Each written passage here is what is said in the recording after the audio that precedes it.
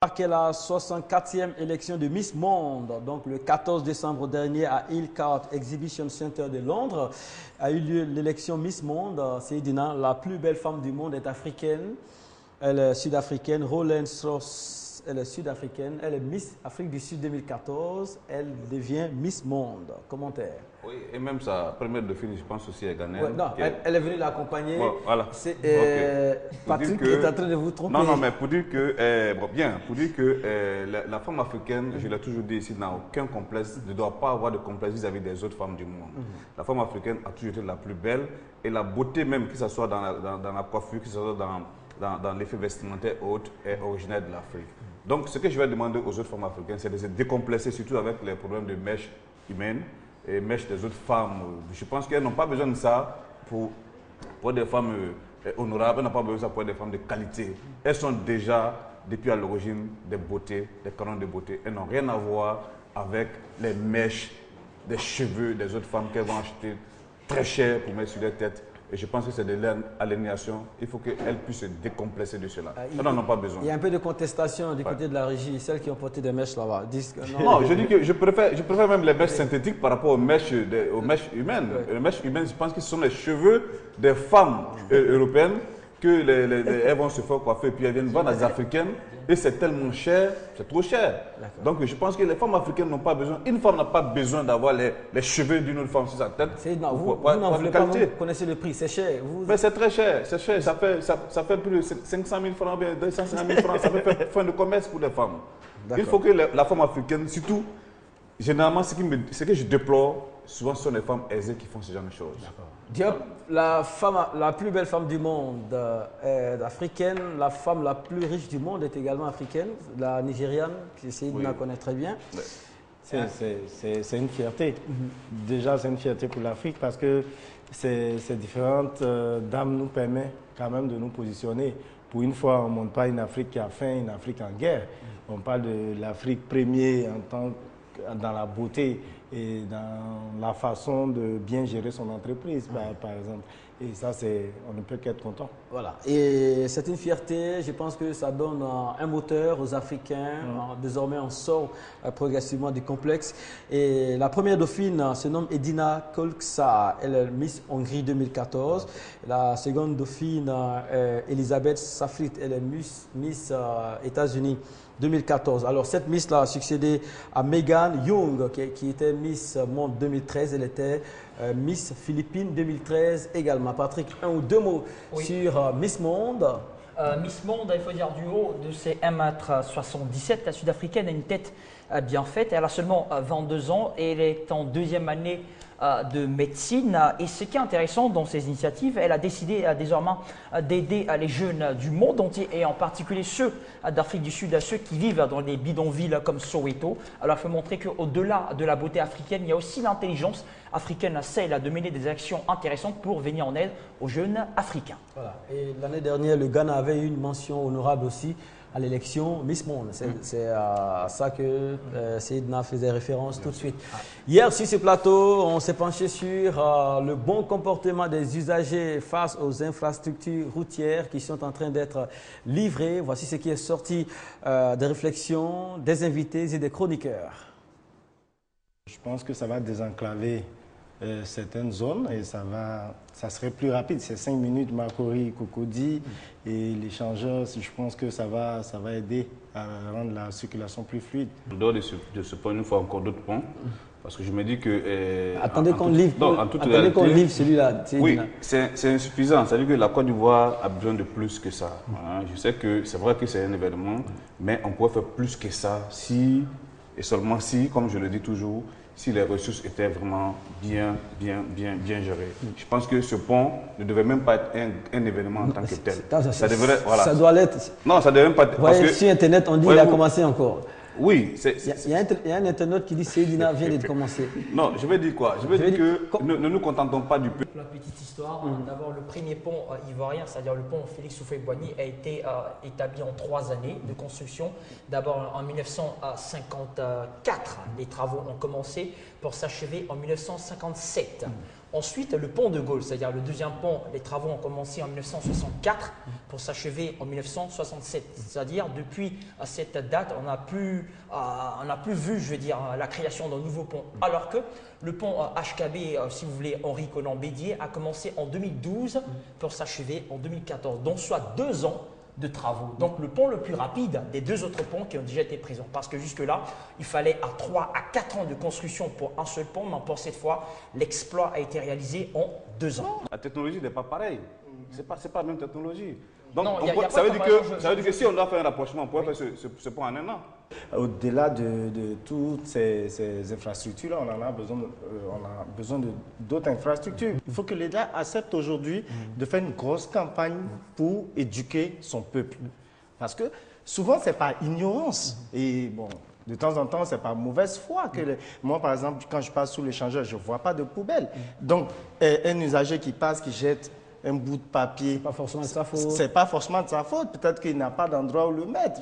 Bon, ça, après, on peut le mettre dans la poche pour le jeter ailleurs. Moi, je pense que il faut communiquer pour le changement de comportement.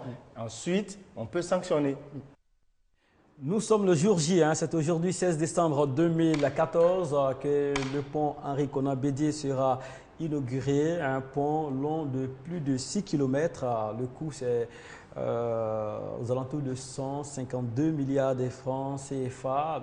C'est l'intérêt du pont, tout le monde le sait désormais, c'est raccourcir les distances entre Abidjan Nord et Abidjan Sud. Ce travail était effectué par les PINAS bien avant que le pont n'arrive, Patrick.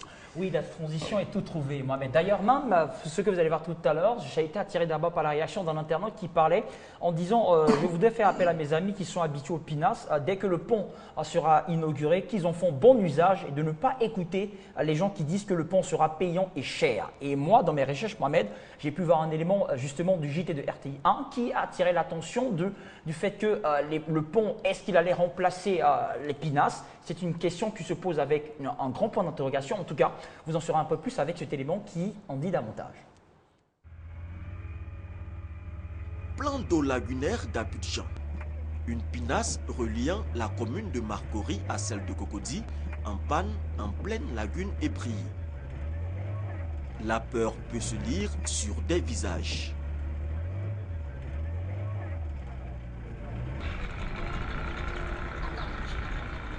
Après plusieurs tentatives, le moteur est rallumé. Arrivé à destination, c'est le soulagement pour les passagers dont certains ont le regard déjà tourné vers le pont Henri Conan Bédier pour une traversée beaucoup plus sereine de la lagune. Je ne passe même plus ici là, mais moi, c'est ça que j'habite là. Mais je ne passe plus ici. 3e pont. Rapide et puis c'est en sécurité en plus. Du côté de la gare de Koumassi, chaude discussion entre usagers et pinassiers. On fait l'effort, on se débat, on vient à l'heure précis.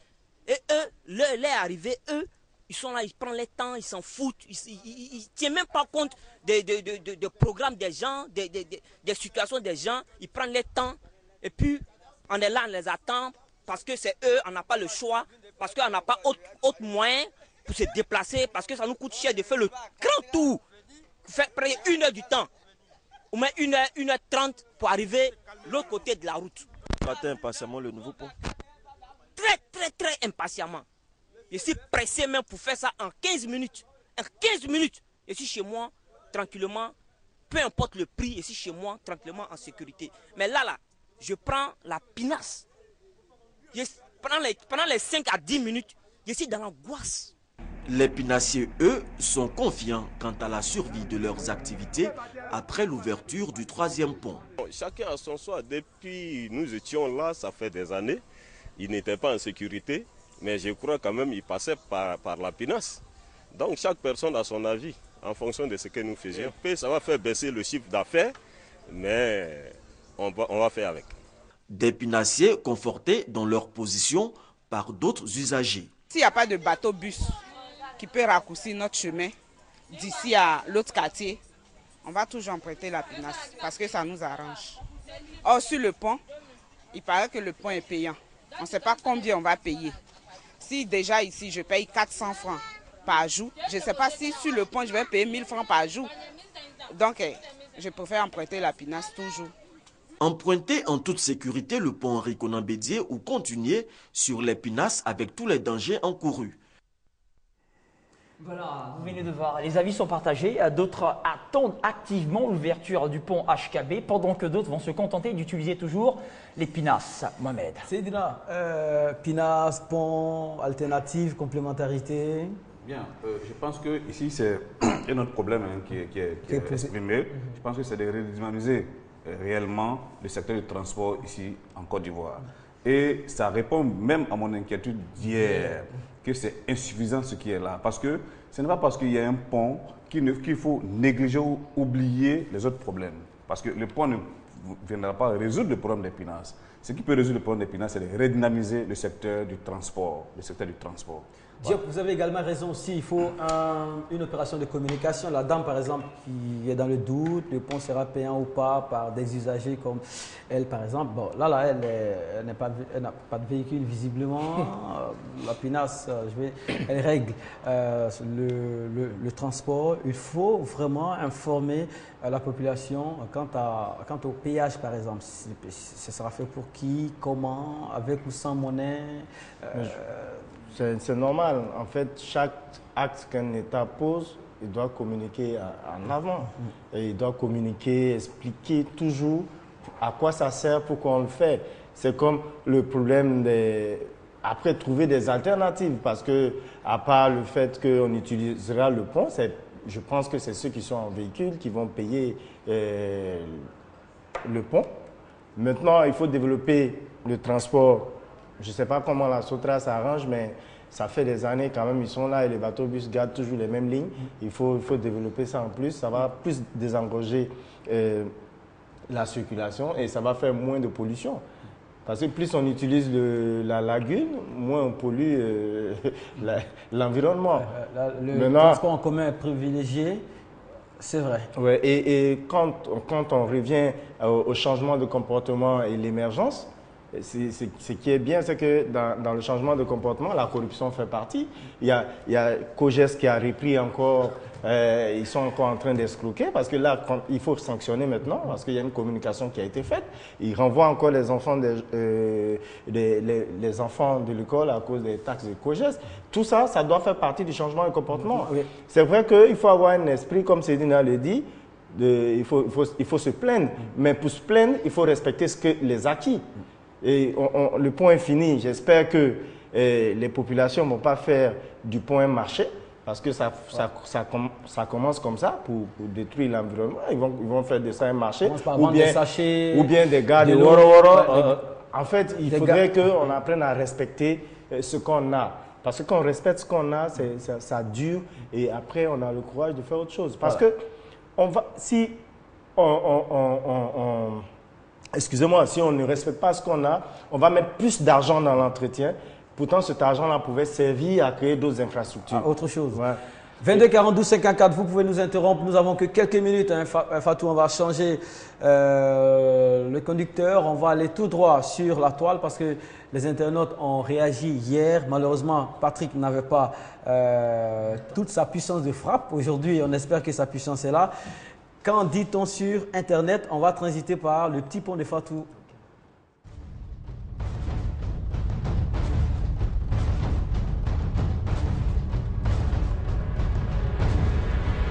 Voilà, merci pour l'expression, Mohamed, puissance de frappe.